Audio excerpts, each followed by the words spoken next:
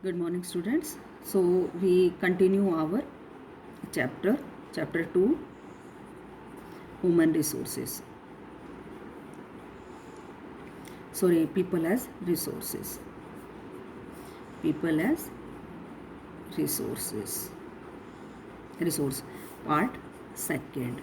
ठीक है, आप कंफ्यूज ना हो इसलिए मैं लिख देती हूँ. देखिए, अब उसके बाद क्या है कि जो हमारा नेक्स्ट टॉपिक है वो मैं आपको बता देती हूँ. एजुकेटेड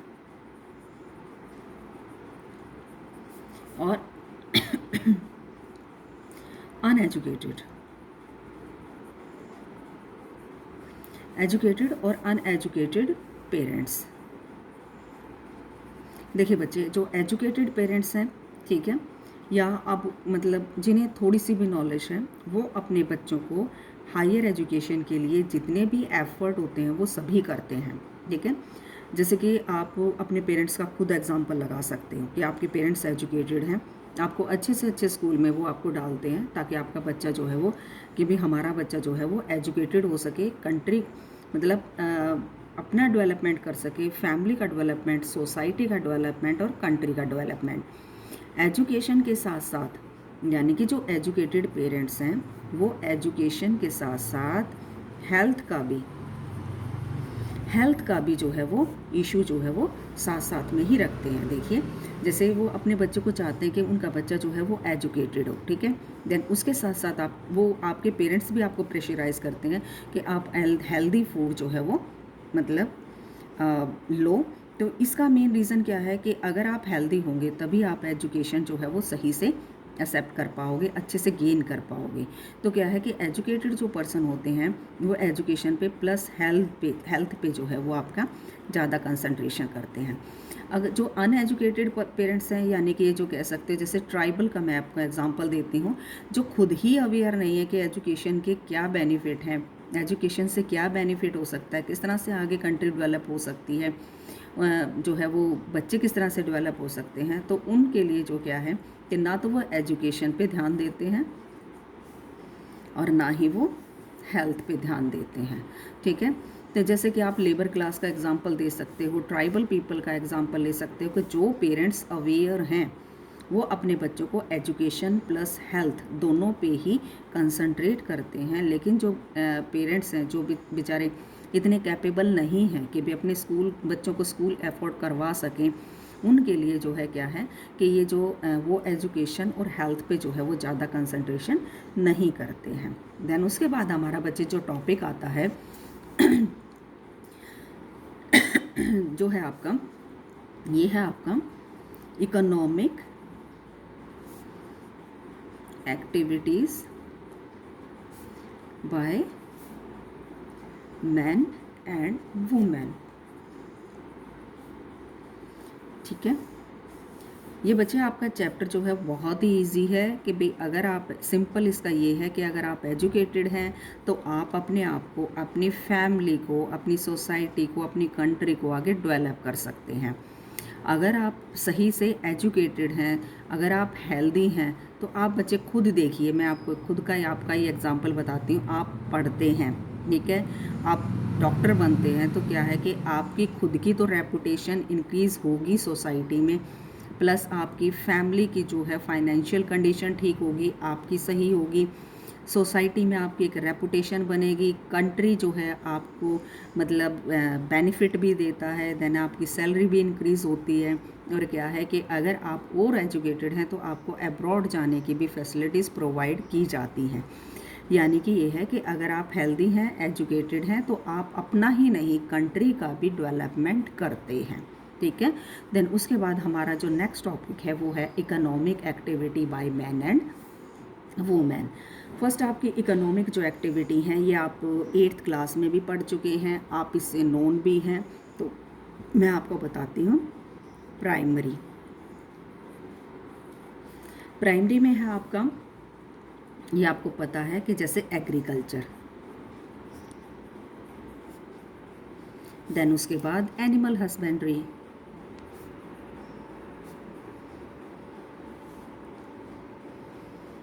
देन उसके बाद आप फिशिंग, कोई भी आप एग्जांपल ले सकते हैं. ठीक है, यानी कि आपकी प्राइमरी एक्टिविटी है. यानी कि जो फर्स्ट सेक्टर जो है, इसको आप फर्स्ट सेक्टर भी बोल सकते हो, ठीक है। इसमें आपकी ये एक्टिविटी जो है वो इंक्लूड की जाती है। ये आपको मैं 8th में भी बता चुकी हूँ, आपके शायद ये 7th क्लास में भी होंगी, आप इससे नॉन भी होंगे, ठीक है। देन उसके बाद है आपकी सेकेंडरी एक्टिविटी। सेकेंडरी में आपका मैं बताती हूँ मैन्युफैक्चरिंग, ठीक है। जैसे कि है आपका मैं बताती हूँ मैन्युफैक्चरिंग, ये मैं आपको एक एग्जांपल के थ्रू बताऊँगी, आपको क्लियर हो जाएगा। पहले आप ये देख लीजिए मैन्युफैक्चरिंग एक्सेट्रा। देन उसके बाद है आपका टर्शियरी, ठीक है। टर्शियरी में आपका मैं बताऊँगी कौन कौन से आते हैं, ठीक है। ये मैं आपको पूरा एक्सप्लेन करूँगी, पहले आप देख लीजिए कौन कौन से इस मतलब सेकेंडरी में टर्शियरी में कौन कौन से आपके आते हैं, जैसे कि ट्रेड,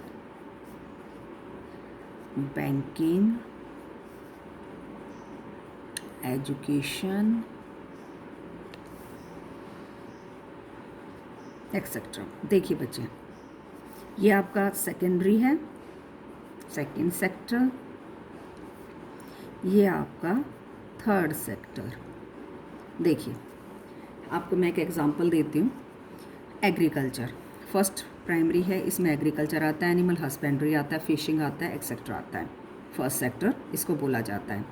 देन उसके बाद है आपका सेकेंडरी सेक्टर, मैन्युफैक्चरिंग यानी कि चीज़ों को बनाना, इसके अंदर आता है। जैसे फैक्ट्री हो गया, इंडस्ट्री हो गया, इनमें जो है चीज़ों को जो एस्टेब्लिश किया जाता है, जो प्रोडक्ट आपके बनते हैं, ठीक है। टर्शरी में होता है ट्रेड यानी कि जो व्यापार होता है, बैंकिंग, कम्युनिकेशन, ठीक है, एजुकेशन, ठीक है, ये इसमें इंक्लूड किए जाते हैं। आपको मैं एक एग्जांपल देती हूँ। जैसे प्राइमरी सेक्टर में एग्रीकल्चर में आपने वीट को ग्रो किया, ठीक है, गेहूं को उगाया। देन उसके बाद सेकेंडरी में वो बिस्किट की फॉर्म में बना, ठीक है, वीट क्या बना, बिस्किट। देन थर्ड में आपके पास वो इसमें आपका ट्रांसपोर्ट भी आता है, ठीक है, ट्रांसपोर्ट। तो थर्ड में आपके पास किसके थ्रू पहुंचा, ट्रांसपोर्ट के। यानी कि अगर कोई भी प्रोडक्ट बनता है, जैसे कि आपका मतलब बिस्किट बने और वो आप तक, जैसे कि आपके जो कॉर्नर पे शॉप होती हैं, जो आपके नियर बाय जो शॉप होती हैं, उनसे जो है ट्रांसपोर्ट की फैसिलिटी से जो है, या ट्रेड की फैसिलिटी से क्या है कि वो आप तक पहुंचता है। यानी कि अगर कोई भी प्रोडक्ट आप ले रहे हो, चाहे वो आप घर के लिए यूज़ कर रहे हो, या आप अपने स्टेशनरी का कोई भी सामान यूज़ कर रहे हो, या कोई भी प्रोडक्ट जैसे कि क्लोथ भी वन आप ले रहे हो, तो उसमें क्या होता है कि जैसे क्लोथ का मैं आपको बता देती हूँ। जैसे कि एग्रीकल्चर यानी कि कॉटन हुआ, ठीक है, एग्रीकल्चर में कॉटन ग्रो किया। देन उसके बाद मैन्युफैक्चरिंग में फैक्ट्री में आपकी शर्ट की फॉर्म में चेंज हुआ। और थर्ड जो है आपकी शॉप पे, ठीक है, शॉप पे जो है आपको मिला, वो आपका थर्ड सेक्टर होगा, ठीक है। यानी कि तीनों सेक्टर आपके कोई भी प्रोडक्ट आप जो यूज़ कर रहे हो, तीनों में ही इम्पॉर्टेंट हैं, ठीक है। यानी कि ये एक दूसरे से रिलेटेड है।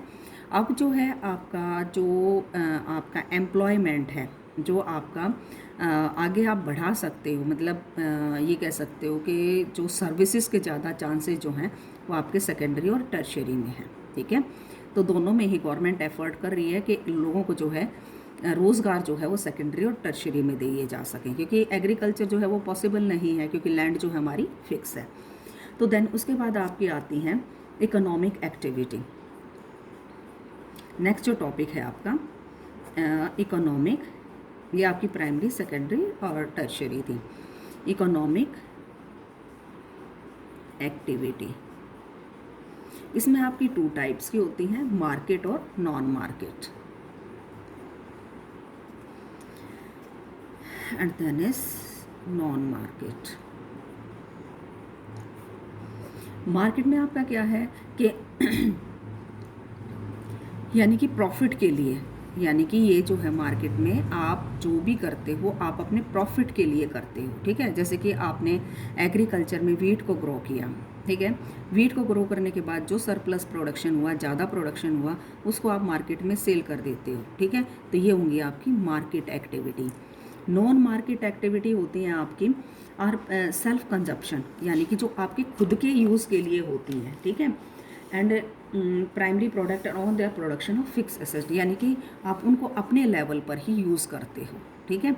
यानी कि जैसे कि मैं आपको एग्जांपल देती हूँ कि भाई जैसे कि आप एजुकेशन ले रहे हो, ठीक है, तो वो आप अपने बेनिफिट के लिए ले रहे हो, ठीक है। इसमें आपका जो है क्या है कि आपको कोई भी प्रॉफिट नहीं हो रहा है फ़िलहाल। जब आप कहीं एजुकेटेड होकर कहीं अच्छी पोस्ट पे लगते हो तो आपका क्या है, प्रॉफिट होगा, ठीक है।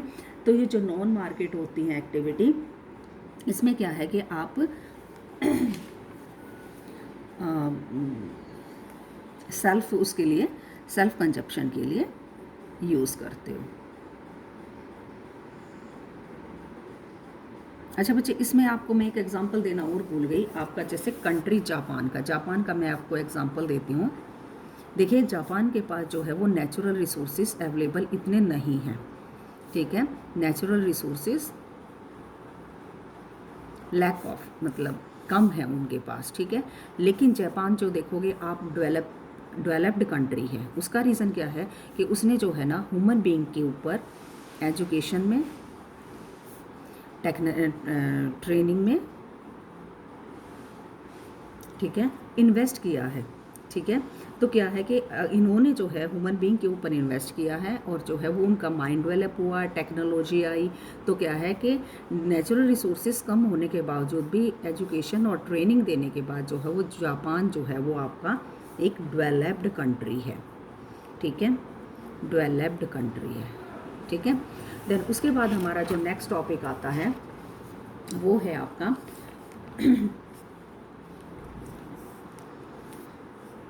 लेबर डिवीज़न ऑफ लेबर, यानी कि डिवीज़न ऑफ, ये सिंपल सा टॉपिक है। अगर आप देखोगे division of labour between main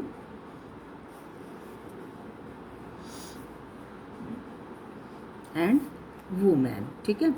देखिए बच्चे कि मैं आपको एक सिंपल एग्जांपल से बताती हूँ कि आपके फादर जो है अर्निंग के लिए या जॉब के लिए या सर्विस के लिए जो है वो बाहर जाते हैं, ठीक है।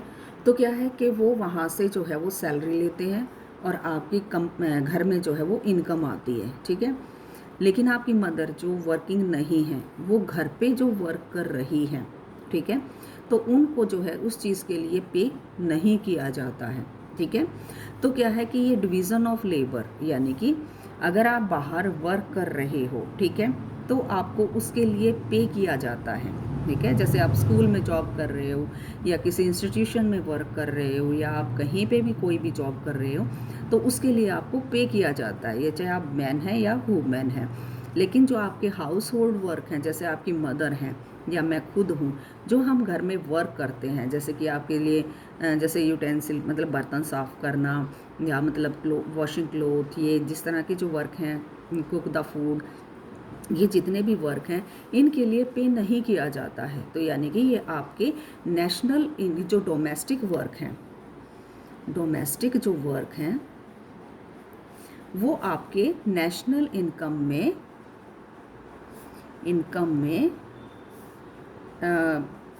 इंक्लूड नहीं किया जाता, इनको नॉट इंक्लूडेड,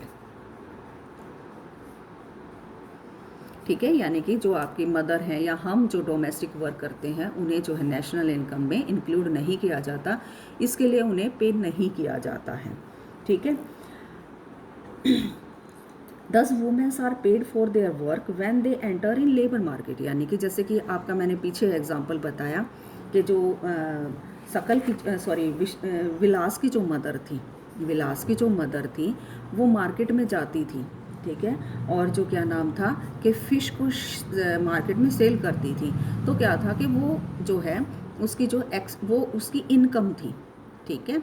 लेकिन अगर वो जो घर में वर्क कर रही थी, जैसे अपने बच्चों की केयर कर रही थी, तो उसके लिए जो है उसको पे नहीं किया जा रहा था। तो यानी कि अगर आपकी मदर बाहर वर्कआउट करती हैं, बाहर वर्क कर रही हैं, तो उनको जो है वो नेशनल इनकम में इंक्लूड किया जाता है, मतलब उनके इंक्लूड मतलब उनको पे किया जाता है। अदरवाइज़ आप घर के जो डोमेस्टिक वर्क हैं उनके लिए पे नहीं किया जाता है। तो ये एक सिंपल सी टर्म थी कि अगर आप घर से जाकर बाहर वर्क कर रहे हैं तो आपको पे किया जाता है, अदरवाइज़ नहीं किया जाता है। देन उसके बाद है आपका दूसरा जो टॉपिक है आपका ऑर्गेनाइज्ड सेक्टर और अनऑर्गेनाइज्ड सेक्टर। सॉरी, इन दोनों में आपको मैं डिफरेंस बताऊंगी। बिल्कुल ही ईजी है, आपको कोई भी प्रॉब्लम नहीं होगी। देखिए बच्चे, ऑर्गेनाइज सेक्टर यानी कि गवर्नमेंट सेक्टर, अगर इसको सिंपल अगर आपको देखना है, अनऑर्गेनाइज्ड प्राइवेट सेक्टर। तो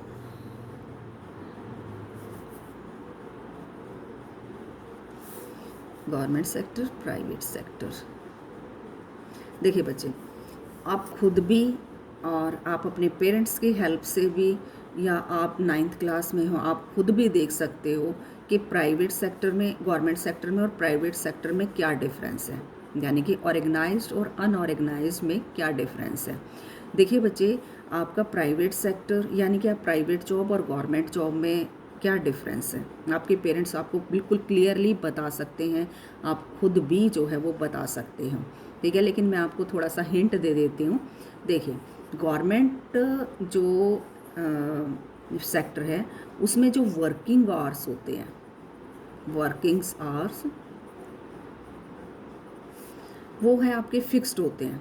लेकिन अगर कभी प्रॉब्लम आ जाती है, जैसे कि अब जो है आपका लॉकडाउन चल रहा है, इसमें जो कुछ टाइम ऐसा है कि भाई मतलब आगे या पीछे हो सकता है उनका टाइम, लेकिन मोस्टली क्या होता है कि उनके, जैसे आप बैंक का देखोगे, बैंक का टाइम जो है आपका 4 बजे तक या 5 बजे तक रहता है, उसके बाद आप नहीं जा सकते, आपके वर्क नहीं होंगे। तो क्या है कि गवर्नमेंट सेक्टर में जो है वर्किंग आवर्स फिक्स होते हैं, लेकिन प्राइवेट सेक्टर में नॉट फिक्स्ड वर्किंग आवर्स, ठीक है। यानी कि इसमें आपका कोई भी टाइम फिक्स नहीं होता है, अप्रॉक्स अगर देखा जाए। देन उसके बाद हॉलीडे जो है आपकी गवर्नमेंट सेक्टर में जो आपकी फ़िक्स हैं वही दी जाती हैं आपको, लेकिन प्राइवेट सेक्टर में ऐसा नहीं होता है, ठीक है। हॉलीडे का अगर आप देखो तो नॉट श्योर, ठीक है। देन उसके बाद आपका क्या है कि इसमें आपकी मेडिकल फैसिलिटीज़ जो है गवर्नमेंट प्रोवाइड करती है, ठीक है, फैसिलिटीज़ प्रोवाइड की जाती हैं। इसमें ऐसा कुछ हॉलीडेज जो है नहीं, मेडिकल फैसिलिटी जो है वो प्रोवाइडेड बाय द गवर्नमेंट्स, ठीक है। इन जैसे कि आपकी हायर जो कंपनीज़ होती हैं उनमें हो सकता है कि आपको मेडिकल फैसिलिटीज़ प्रोवाइड की जाएं, लेकिन जो लोअर लेवल पे हैं उनमें जो है मेडिकल फैसिलिटीज़ प्रोवाइड नहीं की जाती, medical facilities not provided. Then उसके बाद आपका क्या है कि इसमें अगर आप देखोगे तो पेंशन का भी होता है, ठीक है। यानी कि आप जैसे आप अपने फिक्स टाइम के बाद आप रिटायरमेंट लेते हो तो उसमें पेंशन का भी एक पॉइंट होता है। इसमें ऐसा कुछ भी नहीं होता है। Pensions were not provided to the employees, is not provided, ठीक है। देन उसके बाद आपका क्या है कि आप ये ऑर्गेनाइज यानी कि आप गवर्नमेंट और प्राइवेट जॉब में दोनों में आप सैलरी जो है आपका ये बता सकते हैं। सैलरी का जो इशू है, सैलरी इसमें फ़िक्स होती है, इसमें जो है वो नॉट फिक्स, ठीक है, सैलरी नॉट फिक्स। देन उसके बाद आपका क्या है कि अगर आप वर्क कर रहे हो तो मतलब आपको कोई भी जॉब से जो है वो हटा नहीं सकता है, कांट लीव यू, लीव, ठीक है। लेकिन प्राइवेट सेक्टर में अगर आप देखा जाए तो आपके लिए कोई भी रीज़न जो है वो डिसाइड किया जाता है आपको लीव मतलब जॉब छोड़ने के लिए, तो इसमें आपकी फ़िक्स जो है वो जॉब नहीं होती, इसमें आपकी फ़िक्स होती है, इसमें फिक्स या मतलब ये कह सकते हो नॉट श्योरिटी, ठीक है। इसमें सॉरी इसमें श्योरिटी होती है और इसमें आपकी नॉट श्योरिटी, ठीक है। तो आप बच्चे खुद भी इतने सारे एग्जांपल दे सकते हैं कि गवर्नमेंट जॉब में और प्राइवेट जॉब में क्या डिफरेंस होता है। देन उसके बाद आपका जो हमारा आता है एजुकेशन का, जो मैंने आपको बताया कि भाई एजुकेशन जो है वो कितनी जो है वो ज़रूरी होती है कि ह्यूमन बीइंग के लिए, ह्यूमन बीइंग के आगे डेवलपमेंट करने के लिए, ठीक है। देन इसके लिए जो है देर इज़, तो ये तो था कि एक फैमिली, एक पेरेंट्स जो है वो क्या एफर्ट कर सकते हैं। इसके अलावा है जो गवर्नमेंट क्या एफर्ट कर सकती है, गवर्नमेंट एफर्ट्स, ठीक है। गवर्नमेंट्स के क्या एफर्ट्स हैं, पहले क्या है मैं आपको बता देती हूँ। An establishment of pace setting of school like Navodaya Vidyalaya in each district, यानी कि जो आपके गवर्नमेंट ने एफर्ट किए हैं वो हैं आपके Navodaya Vidyalaya in each district, यानी कि हर डिस्ट्रिक्ट में जो है वो आपके स्कूल ओपन किए गए हैं गवर्नमेंट की तरफ से, ठीक है। देन उसके बाद क्या है आपका, स्टार्टिंग में अगर देखा जाए तो इनकी जो परसेंटेज थी वो कम थी गर्ल्स के लिए स्कूल, मतलब अगर आप देखो अपने दादा और नाना के टाइम में तो गर्ल्स के लिए स्कूल कम थे, लेकिन अब जो है ऐसा डिफरेंस नहीं किया जाता है। तो अगर आप देखोगे कि जो आपका लिटरेसी लेवल है वो इंक्रीज़ हुआ है और गवर्नमेंट ने भी काफ़ी एफर्ट किए हैं। तो आपका जैसे कि मैं आपको एक एग्जांपल देती हूँ। देन उसके बाद नवोदय विद्यालय एस्टेब्लिश किए गए। देन उसके बाद आपका जो गवर्नमेंट का था सर्व शिक्षा अभियान,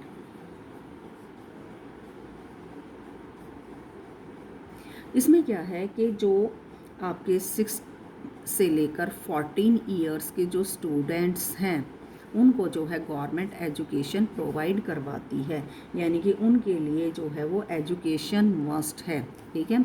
अगर कोई बच्चा इंटेलिजेंट है तो उसे गवर्नमेंट जो है वो मतलब अपनी तरफ से क्या कहते हैं स्कॉलरशिप भी जो है वो प्रोवाइड करती है।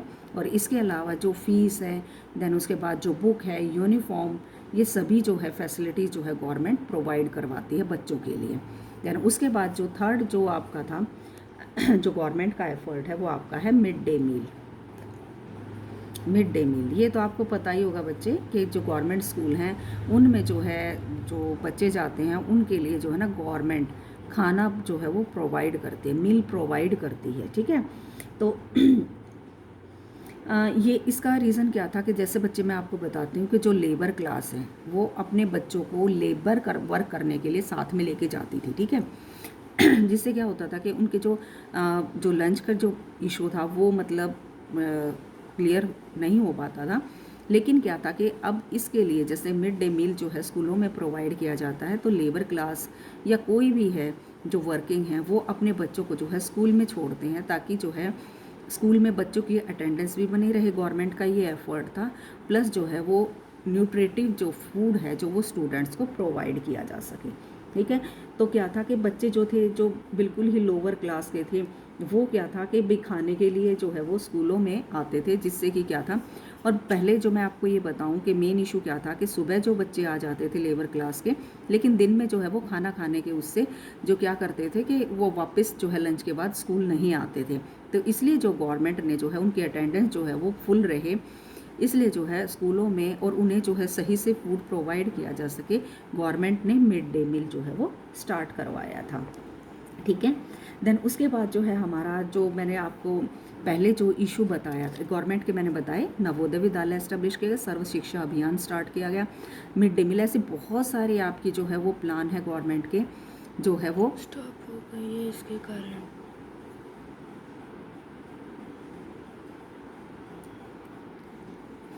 जिसके कारण जो है गवर्नमेंट जो है वो आगे भाषण दिए कंटिन्यू। जो बहुत सारे ऐसे हैं जैसे कि आप देखोगे कि 9th के क्लास के में या 10th के में मतलब और बहुत सारे ऐसे जो हैं जो गवर्नमेंट जो है वो मतलब एफर्ट कर रही है।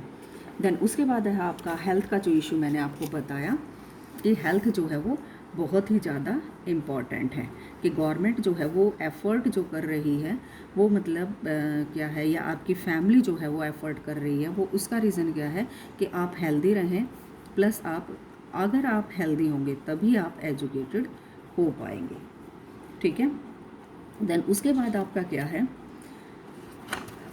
जो आपका नेक्स्ट जो टॉपिक मैं आपको करवा रही हूँ वो है unemployment.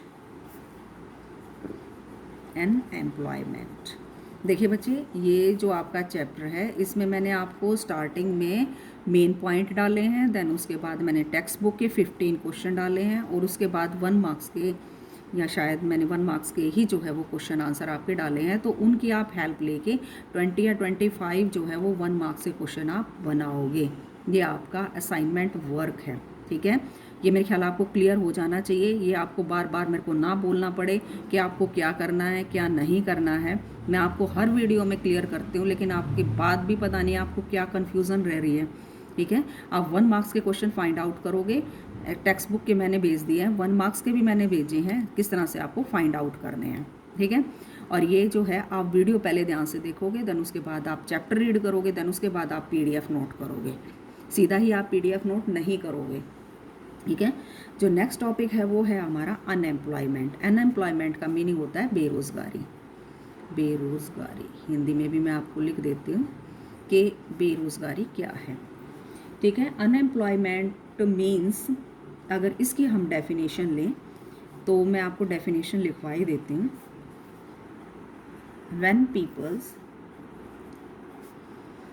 Who are willing to work at the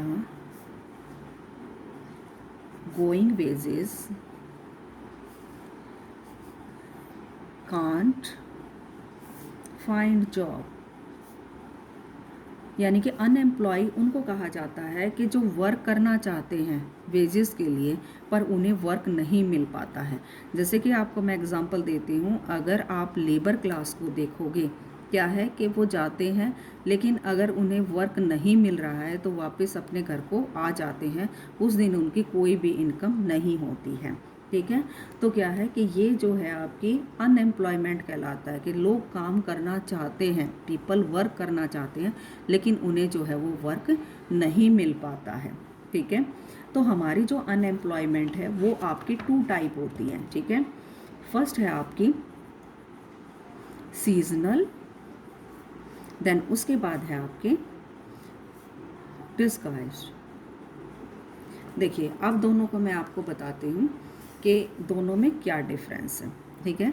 लेकिन बच्चे आप इस चीज़ में फिर कंफ्यूज मत हो, आप बार बार ये पूछ रहे हैं कि क्या करना है क्या नोट नहीं करना है, मेरे ख्याल से तो अभी आपका कोई इशू है ही नहीं, ठीक है। मैं आपको बता दिया 1 मार्क्स के क्वेश्चन आप खुद फाइंड आउट करोगे, इन पॉइंट को रीड करोगे, फिर उसके बाद आप जो है बुक रीड करोगे, फिर उसके बाद आप क्वेश्चन आंसर करोगे, ठीक है। ये नहीं है कि आप सीधा ही आप क्वेश्चन आंसर नोट करोगे तो आपको क्लियर नहीं होगा, ठीक है।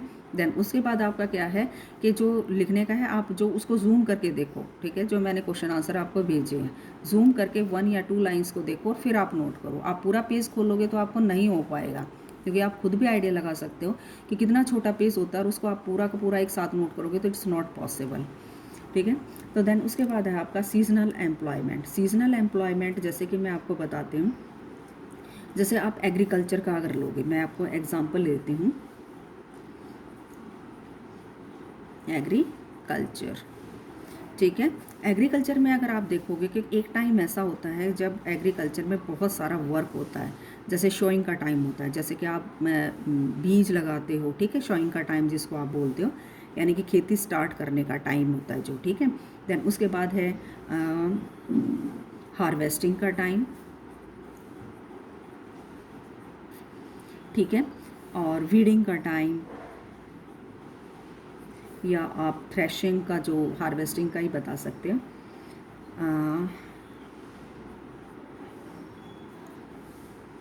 अगर आप देखोगे तो इस टाइम पे एग्रीकल्चर में बहुत वर्क होता है, लेकिन जो बीज का जो टाइम होता है अगर आपका देखा जाए तो उसमें आपका कोई भी वर्क नहीं होता है। तो उस टाइम पे क्या होता है कि जो लेबर इसमें इन्वॉल्व होते हैं वो मतलब उनके पास कोई भी वर्क नहीं होता है, ठीक है। तो ये जो आपका टाइम पीरियड होगा वो होगा आपका सीजनल अनएम्प्लॉयमेंट, यानी कि कुछ टाइम पीरियड के लिए कोई भी वर्क ना मिलना, ठीक है। देन उसके बाद आपका क्या है, मतलब जैसे कि आप देखोगे कि आइसक्रीम आपकी गलियों में देने के लिए आते हैं, ठीक है। तो वो क्या होता है कि समर में तो उनके पास काम होता है आइसक्रीम का, ठीक है, वो सीजनल उनको वर्क मिलता है। लेकिन जैसे ही विंटर आती है तो उस टाइम पे उनके लिए कोई भी वर्क नहीं होता है। तो क्या है कि वो टाइम ऐसा होता है जो उन्हें दूसरे वर्क के लिए दूसरा वर्क जो है वो सर्च करना पड़ता है। तो क्या है कि भाई यानी कि जो पर्टिकुलर टाइम होता है जब उनके पास जॉब नहीं होती है, उसको हम बोलते हैं सीजनल अनएम्प्लॉयमेंट।